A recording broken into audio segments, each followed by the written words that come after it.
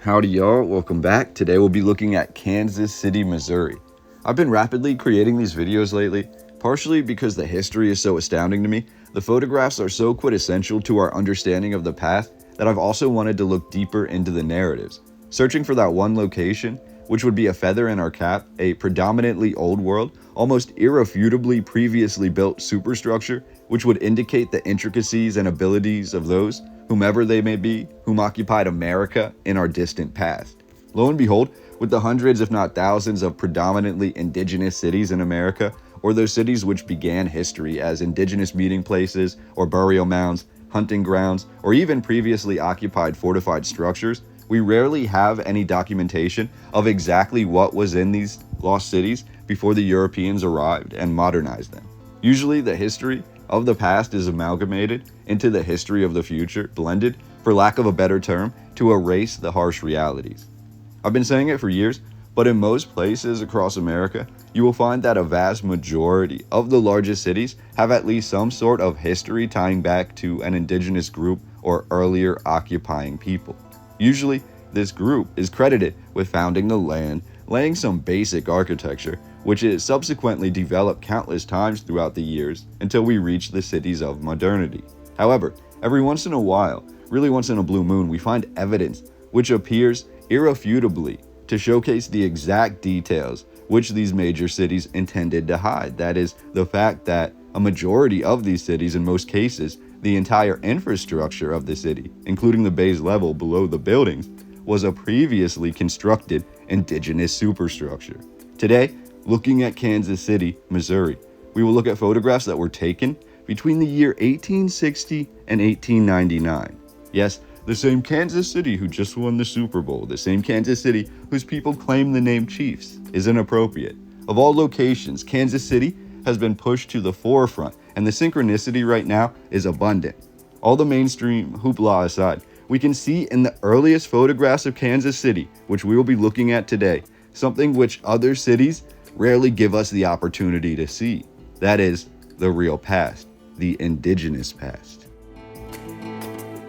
When I say indigenous people, I just mean the people who occupied these lands previously, not putting one finger on one specific group, but what we can see from the excavations and the architecture, which we'll look at in these photographs, is at least 20 feet of advanced architecture built with stonework that seems to mimic, if not be more advanced, than the architecture of the European colonists. In today's video, there will be 150 of the oldest photographs of Kansas City, which I believe clearly shows irrefutable evidence of this previous occupation. We will discuss the current narrative history of Kansas City with dates, allowing us to realize these photographs would be absolutely the first excavations of this previous indigenous superstructure. These are the greatest photographs, I believe, of any city displaying this indigenous earthwork and mud flood that have been covered over. We have literally the entire city, it appears, which sits upon 20 feet or more of previous construction. I almost can't fathom how these photographs have not come to the mainstream or the limelight.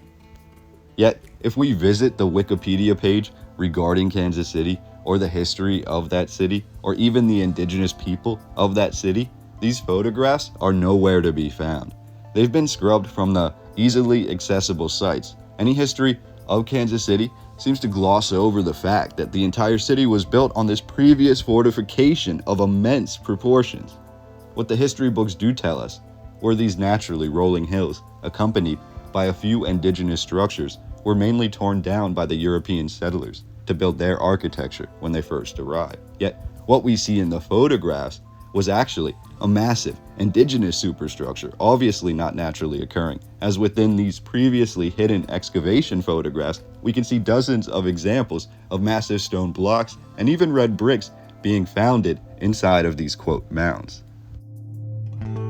Another interesting aspect is as we look at these photographs from the 1860s up through the 1890s, we have multiple bridges in the area. That one side of the bridge appears to be super advanced architecture, old world architecture, and this old world architecture appears to sit for years, for dozens of years. And then the other side of the bridge, the side that's being built by the modern citizens of the area, is built out of wood. It's almost as if they can't mimic the architecture that they founded in this area or that was built here earlier. And we have other examples like that in the area as well, where you have buildings that are built out of wood, but the base layer or the infrastructure of the building goes deep underground into these mounds, and the base layer is either brick or stonework.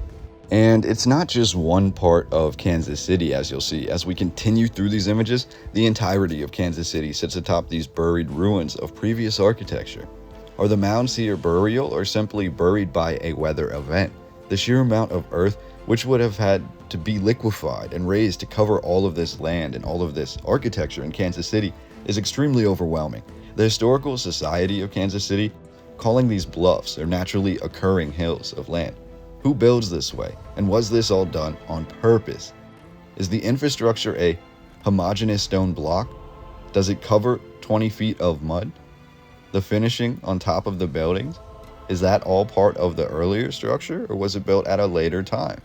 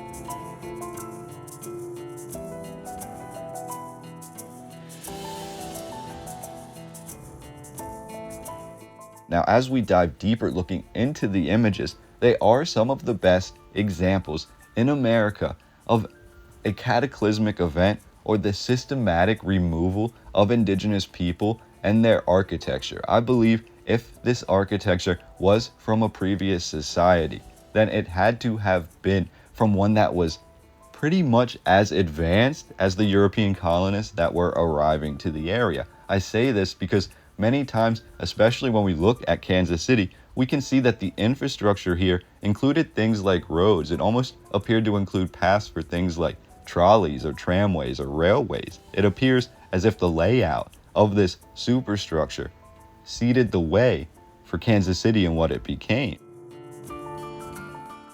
Who would build on top of a hill and then cut into a hill and then build a house inside of the hill and then build a tunnel into the hill? And then after a couple of years, tear it all down? Who builds an infrastructure of humongous stone blocks and then covers it up with 20 feet of land or mud within a 20 to 30 year time period? Again, this is from 1860 to 1899, 1860 being really when the first examples of fine architecture appeared in the area, and 1899 being when the city was modernized for the turn of the century and all of these mounds were essentially erased.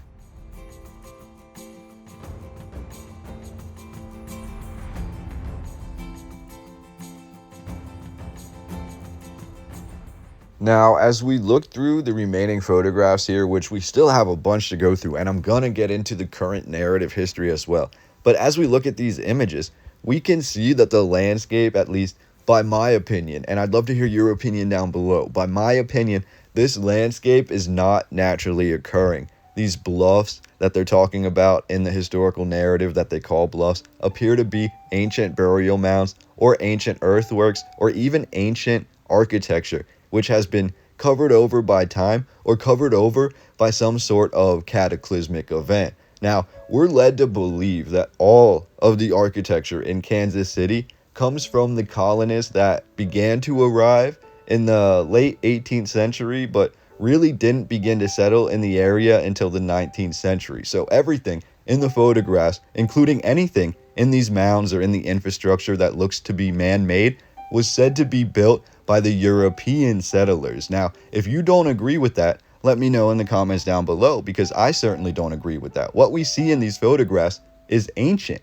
No matter who it was built by, it appears to have been built a long time before this and then covered over by some sort of cataclysmic event. Now, what we're led to believe is, again, if we are seeing anything that looks like a mound or an earthwork or anything like that, some sort of raised infrastructure, this was built by the settlers. And then about 20 or 30 years later, when we get these photographs, the settlers were excavating those original creations and then building upon them once again.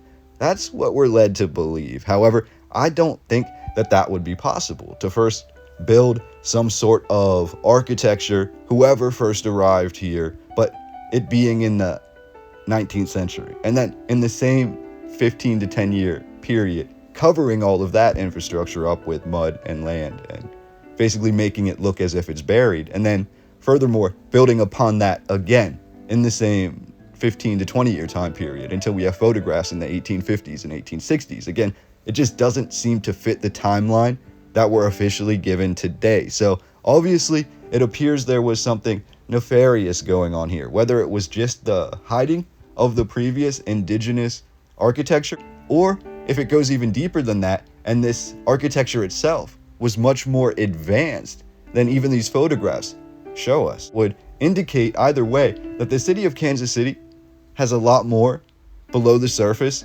than we were originally told.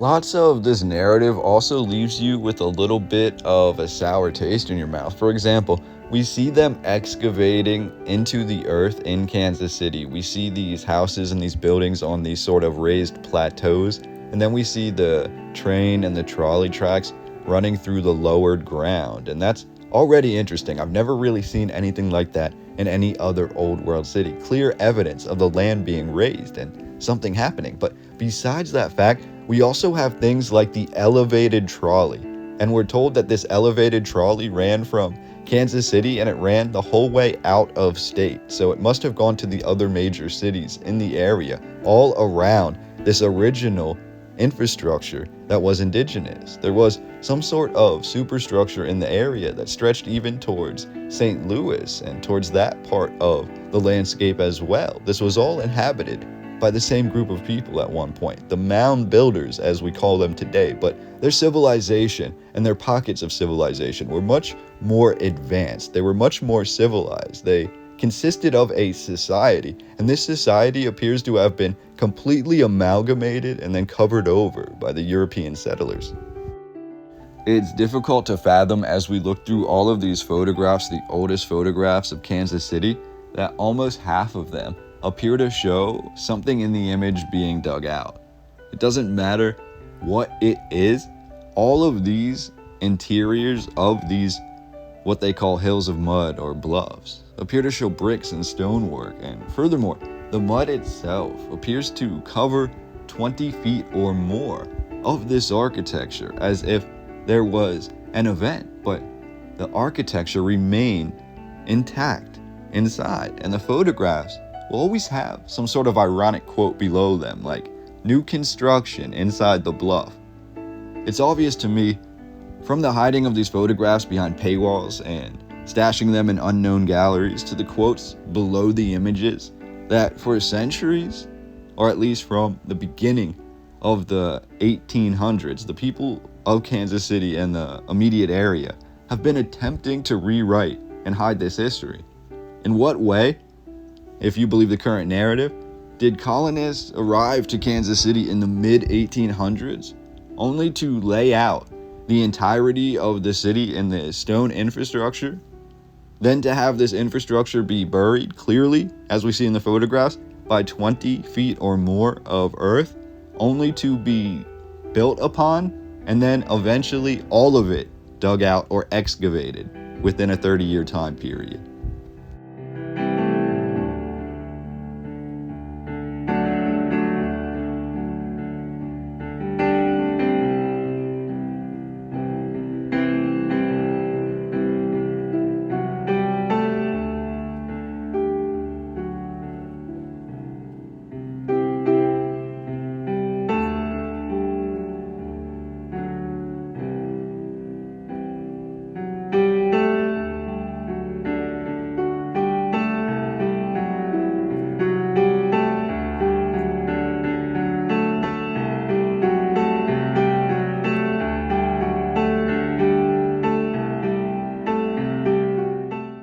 And then when we look into the topic of this old world discussion of looking into America, into the mounds, the indigenous people, the heart of the story, it appears no old world historian like myself even seems to have gotten a hold of any of these photographs, let alone found a platform like this to be able to share them all with you.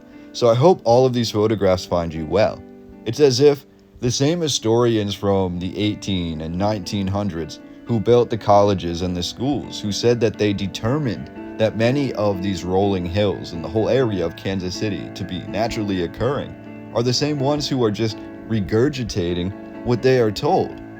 It's as if nothing new appears under the sun, yet these massive fortifications buried over miles and miles of land in old world Kansas City and the surrounding area are certainly a sight for sore eyes.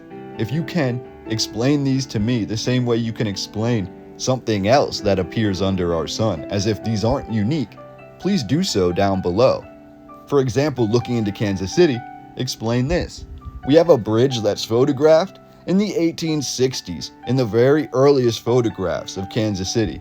The bridge is not complete, but stretches about halfway across the water. This is the bridge I mentioned earlier in the video. The base of the bridge is built using massive white stone blocks, the exact same stone blocks that we see seemingly being buried in these mounds or being dug out of these mounds, depending on how you look at it, and the same type of blocks that are used to build the largest structures of early Kansas City.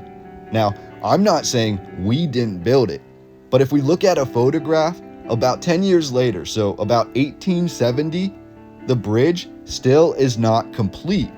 The portion of the bridge built with the massive stone blocks, the white blocks that the rest of the city was built on, appears to still be going about halfway into the water. Then, the new construction, quote unquote, on the other side of the bridge, which was intended to be built to eventually meet the bridge in the middle and match, this is all built out of simple construction and wood.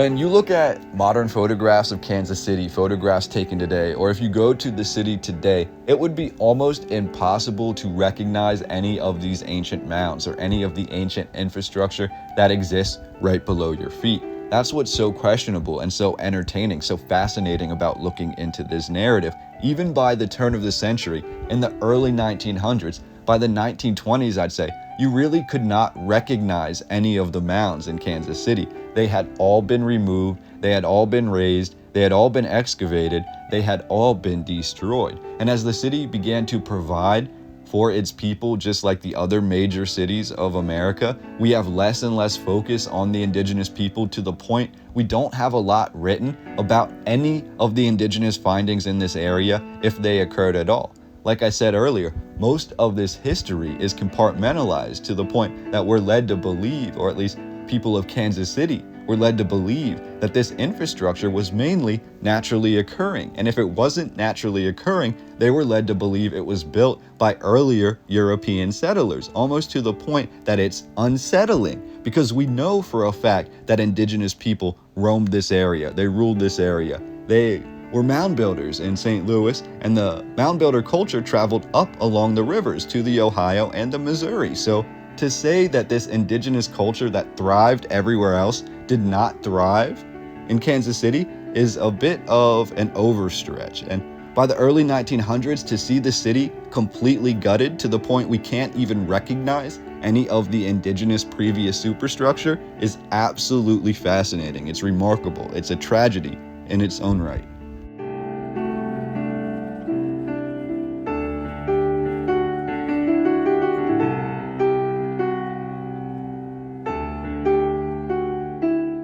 According to the mainstream narrative, or the currently accepted history, we're told the first European settlers to arrive to Kansas City did not arrive until the 19th century.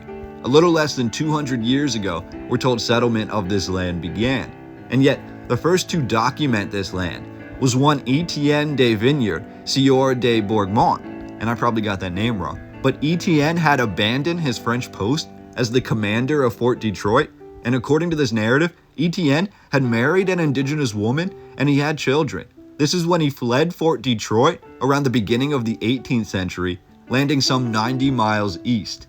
Then, by the year 1713, in order to achieve his freedom and avoid French persecution, Etienne wrote two massively influential books, one about the mysterious lands of Louisiana and how to traverse them, and the other about exploration using the Missouri River. For this work, Etienne was pardoned by the French crown. Etienne essentially chose the future names of Kansas and Missouri in his book. The French rewarded Etienne, whose work helped establish New France as a massive kingdom in America, stretching from Montreal through Central America and Kansas City into New Mexico. Etienne then established Fort Orleans for the French in 1723 along the Missouri River, being the first fort or settlement of any kind along that river. The fort was a star fort, with Etienne as its commander. For his success, and due to their help, Etienne brought the indigenous leaders of what today makes up Kansas City to his palace in France. The chiefs also met with Louis XV in Versailles, the first time indigenous leaders from America had been brought before royalty in Europe. According to this narrative, Etienne was then promoted and he stayed in Burgundy, leaving behind his indigenous wife and family.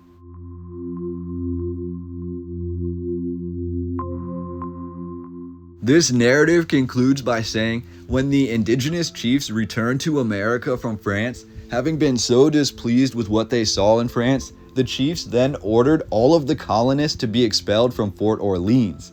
The fort was taken over by the indigenous people and subsequently destroyed or buried. The exact location of Fort Orleans has never been found, and the history was only muddled further with the 1763 Treaty of Paris, where Spain was given control over what today makes up Kansas City. The Spanish did not settle here and instead used the land mainly for their fur trade. The history then goes dormant until the Lewis and Clark expedition of 1804, which followed the Louisiana Purchase of 1803. Lewis and Clark somehow, I love the wording here, ended up in Kansas City, where they just so happened to find both indigenous and French fur traders. Here, at this location, the future site of Kansas City, Lewis and Clark declared this would be the perfect location for a star fort. With the return of Lewis and Clark and their initial reports, the United States government then sought to establish numerous forts throughout this landscape, finding as many as possible as quickly as possible, beginning with Fort Osage in 1808. When Louisiana officially became a state in 1812, the boundary north of present-day Arkansas became known as the Missouri Territory, based off Etienne's reports from nearly 100 years earlier.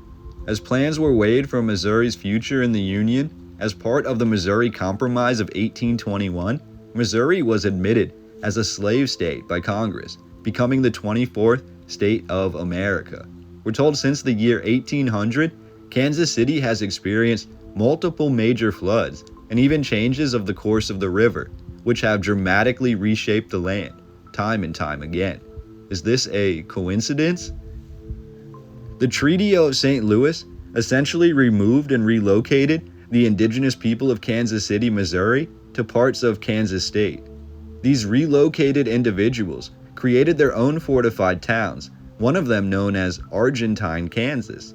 We're told many traders who first settled in Kansas City in the early 1800s bought land, but eventually had to remove their homes and their shops as the land kept flooding with mud. We're told it was commonplace to build a small hill or mound, or to find one, and build your home or business on top of it. In 1831, a large group of Latter-day Saints arrived to what is today Kansas City, bringing immense new architecture styles with them. However, the Saints disagreed with the local populace, leading to the 1838 Mormon War and the removal of the Saints from the area, but their architecture remained. Kansas City was defined until the 1860s by the rabbits and the goats, as they were known. The rabbits believed Kansas City should grow nearest to the river, while the goats preferred the high rolling hills and the ancient mounds. John Calvin McCoy, considered the father of Kansas City, helped build out and unite both of these sections. the rabbit, and the goat of Kansas City, establishing Kansas City as one of the fastest growing in the Midwest. Through the 1840s, the population and importance of the town of Kansas City swelled, as it and nearby Independence and Westport became starting points of the Oregon, Santa Fe, and California trails for settlers who were heading west, with Kansas City being one of the only populated areas from the Mississippi River to California for these travelers. The city of Kansas City was only officially incorporated on March 28, 1853, and from here, we've arrived at the time that the photographs we've looked at today began. There's not a lot of history in here to make up for the hundreds of mounds and precious infrastructure, all the strongholds that we see in the photographs, all of the brickwork, all of the stonework, literally 30, 40, 50-foot tall mounds, and then buildings founded on top of them, yet inside the mound, we have architecture that's also directly connected to the buildings on top.